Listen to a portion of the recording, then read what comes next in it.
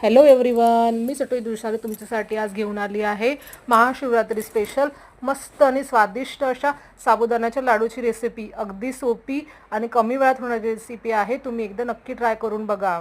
महाशिवरात्री उद्या आहे, पण लाडू मी आजच तयार करून घेतले, त्यामुळे काय होईल, साबुदाणा आणि साखर व्यवस्थित मुरल्या जाईल आणि लाडू आणखी टेस्टी लागेल।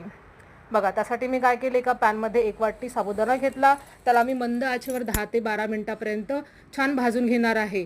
सोबतच मी लाडूची तयारी पण करणार आहे। त्यासाठी मिक्सरच्या भांड्यामध्ये मी 1 वाटी साखर घेतली आणि त्याची मी मस्तपैकी पिठी साखर तयार करून घेतली। बघा, मस्त पिठी साखर तयार झाली आहे। सोबतच मी अधूनमधून साबुदाणा पण बघत आहे। बघा, आता मी त्याला मोजून घेणार आहे आणि 1 वाटी मी पिठी साखर घेणार आहे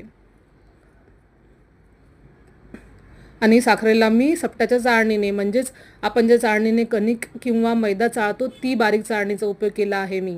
बघा, आता मस्तपैकी बारीक अशी साखर तयार झाली आणि सोबतच मी साबुदाणा पण बघते अधूनमधून। बघा, आणखी आपला साबुदाणा झालेला नाही आहे। आता त्यामध्ये टाकण्यासाठी मी विलायची आणि जायफळची पूड तयार करून घेणार आहे।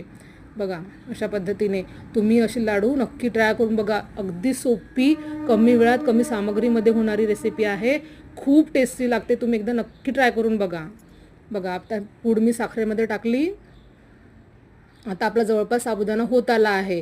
बघा, याचा कलर पण चेंज झाला आहे। आता मी याला एका डिशमध्ये काढून घेणार आहे साबुदाणा थंड होण्यासाठी। साबुदाणा चावून बघावा, तो जर क्रंची झाला समजावा आपला साबुदाणा व्यवस्थित भाजला गेला आहे। बघा, आपला साबुदाणा थंड झाला। आता मी याला मिक्सरमधून मस्तपैकी बारीक असा पीठ तयार करून घेणार आहे। बघा, एकदम मस्त बारीक पीठ तयार झालं आहे। आता साबुदाण्याच्या पिठाला पण मी सपट्याच्या चाळणीने चाळून घेणार आहे।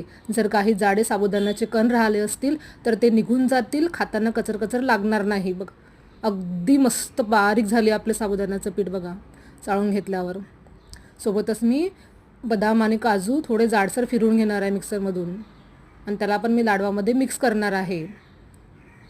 त्यामध्ये मी आता तूप टाकणार आहे। तूप फक्त मेल्ट होईपर्यंतच गरम करायचं आहे, अगदी गरम करायचं नाही आहे। मग आपलं तूप व्यवस्थित मेल्ट झालं। आता मी ते लाडवामध्ये टाकणार आहे। आता त्याला व्यवस्थित मिक्स करणार आहे आणि मस्तपैकी लाडू वळून घेणार आहे। अगदी सोपी पद्धतीने लाडू होतात, तुम्ही एकदा नक्की ट्राय करून बघा। जर तुमचे तूप कमी पडलं असेल तर तुम्ही त्यामध्ये आणखी तूप टाकू शकता। बघा, छान लाडू वळला जात आहे।